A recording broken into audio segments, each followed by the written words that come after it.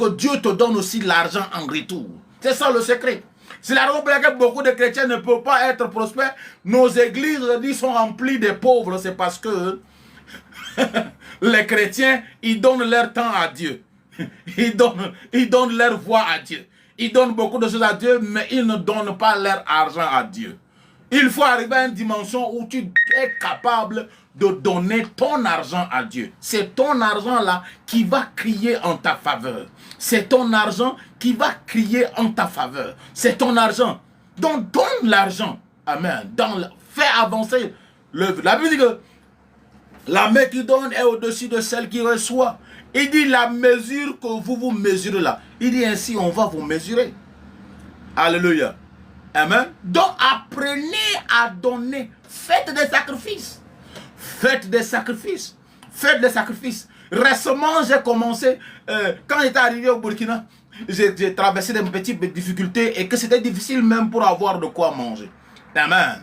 Maintenant, j'avais rencontré une église et ils m'ont logé et ils ont commencé à m'aider, à me soutenir.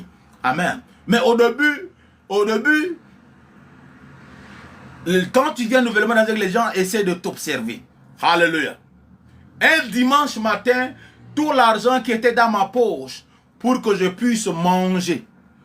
Alléluia. Ce dimanche-là, j'ai pris tout ça là pour donner à Dieu. Pour donner à Dieu. Alléluia. Pour donner à Dieu. C'est beaucoup. Et immédiatement, dans la même semaine, hein, le pasteur qui dirigeait l'église est venu s'est approché et dit, homme de Dieu, je pense que comment tu fais pour survivre? Tu fais comment pour manger pendant que tu es ici là? Tu fais comment? Alléluia. Et c'est depuis ce jour-là qu'ils ont commencé. Chaque dimanche, on me donne un petit truc. À chaque fois quand on vient à la prière, ils me donnent de l'argent pour que je mange, je me gère. Tu vois, vous ne comprenez pas le secret. Apprenez à donner l'argent. Amen. Ce que vous donnez à Dieu là, il vous le donne aussi en retour. Apprenez. Dans le secret de tout homme d'affaires, c'est les sacrifices dans ce sens. C'est les sacrifices dans ce sens. C'est les sacrifices dans ce sens. C'est les sacrifices dans ce sens. Alléluia. Donc, nous bénissons le Seigneur. Le dernier élément pour élever un sacrifice, c'est l'honneur. Alléluia. C'est l'honneur.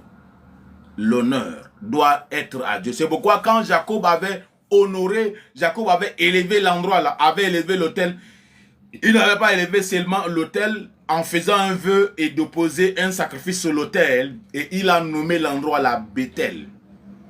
Il a nommé l'endroit Bethel. C'est un signe d'honneur, un signe d'attachement, un signe d'honneur et un signe d'attachement. Un signe d'honneur et un signe d'attachement. Un signe d'honneur et un signe d'attachement à Dieu. Un signe d'attachement à Dieu. Amen. Et Jacob avait nommé cet endroit-là Bethel. Jacob avait nommé cet endroit-là Bethel. Jacob avait nommé cet endroit-là Bethel. Jacob avait nommé cet endroit-là Bethel. Et quand Dieu va réapparaître à Jacob dans Genèse chapitre 31, verset 13, Dieu va dire à Jacob que je suis le Dieu de Bethel. Amen. C'est ça le problème de beaucoup de chrétiens. Beaucoup de chrétiens n'arrivent pas à honorer Dieu. La Bible dit que Dieu honore celui qui l'honore. Dieu honore celui qui l'honore. Ça, c'est la loi dans les affaires. La plupart des grands hommes d'affaires, c'est des hommes d'honneur. C'est des hommes d'honneur. C'est des hommes d'honneur. C'est des hommes d'honneur. C'est des hommes d'honneur. Je vais vous raconter l'histoire de Dangote, l'un des hommes les plus riches au Nigeria. Amen. Un jour, au temps de Benson Idaoussa, Benson Idaoussa avait reçu 2 prédicateurs des États-Unis et il devait les faire voyager le même jour. Arrivé, il voulait, on l'a dit que non, que la place est déjà remplie.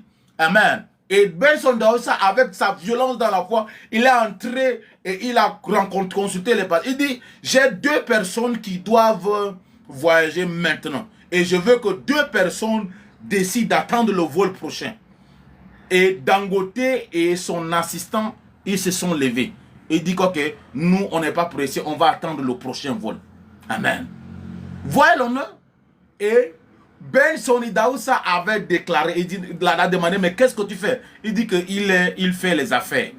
Et c'est là que Dieu a, Benson Daosa avait déclaré sur Dangote qu'il sera l'homme le plus riche. Il sera l'homme le plus... Aujourd'hui, Dangote est l'homme le plus riche au Nigeria. Pas seulement au Nigeria, l'homme le plus riche en Afrique. Amen. Que même les Américains craignent cet homme. Alléluia. Aujourd'hui, et Dangote, je vais vous dire, il n'est pas un chrétien. Il n'est pas un chrétien. Il n'est pas un chrétien. Dangote n'est pas un chrétien. Dangote n'est pas un chrétien.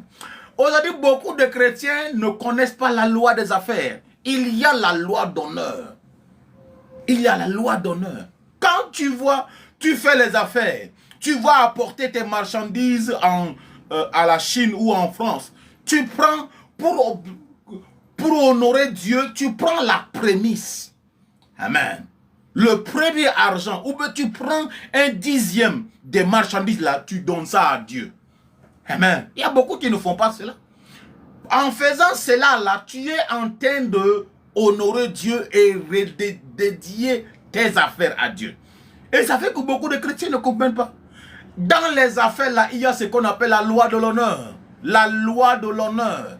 Et ce qui fait que beaucoup de chrétiens ne peuvent pas prospérer dans les affaires parce que à chaque fois quand les chrétiens même aujourd'hui la donnent avec des calculs.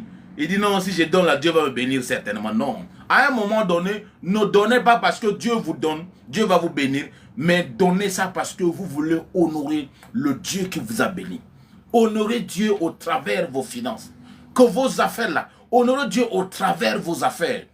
La raison pour laquelle les anglophones prospèrent beaucoup dans les affaires chrétiennes, amen, c'est parce que les anglophones chrétiens prospèrent dans les affaires, c'est parce qu'ils ont compris la loi de l'honneur.